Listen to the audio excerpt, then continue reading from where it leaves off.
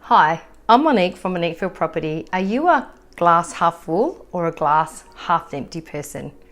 Allow me to provide a glass half full perspective on the real estate industry, the way we see it in these early days of a global pandemic. There's still considerable uncertainty over how the virus will impact the market, but recent interest rate cuts suggest it will be largely insulated from a major crash. The housing market has also had a history of performing relatively well after economic shocks compared to the more volatile share market.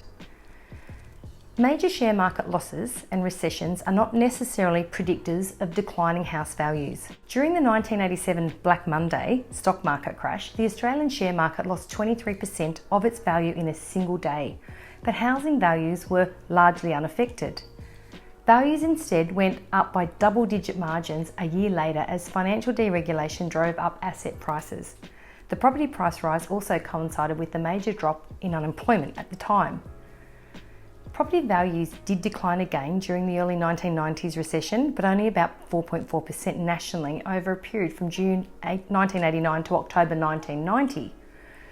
Value drops were larger during the global financial crisis of the late 2000s, with national dwelling prices declining by 7.5% from February 2008 to January 2009, according to CoreLogic.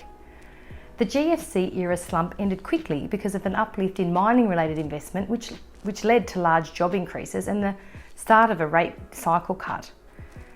There was also additional housing slump in recent times, 2017 and 2018, largely driven by tighter lending standards.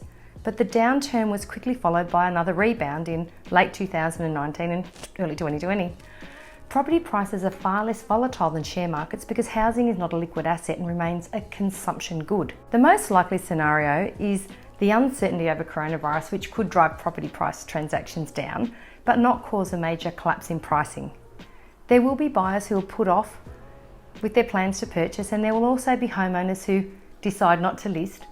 Transactions could drop, but I'm not sure we'll see a major fall in prices. Of course, areas where job losses are higher, we will see more downward pressure on those prices, but it's still too early to predict. But what we do know is this, like all other events, will pass. If you're uncertain and you'd like to have some clarification around what we're seeing in the market, don't hesitate to give me a call. I'd love you to reach out and we'll have a confidential discussion. I'm Monique from Monique Property.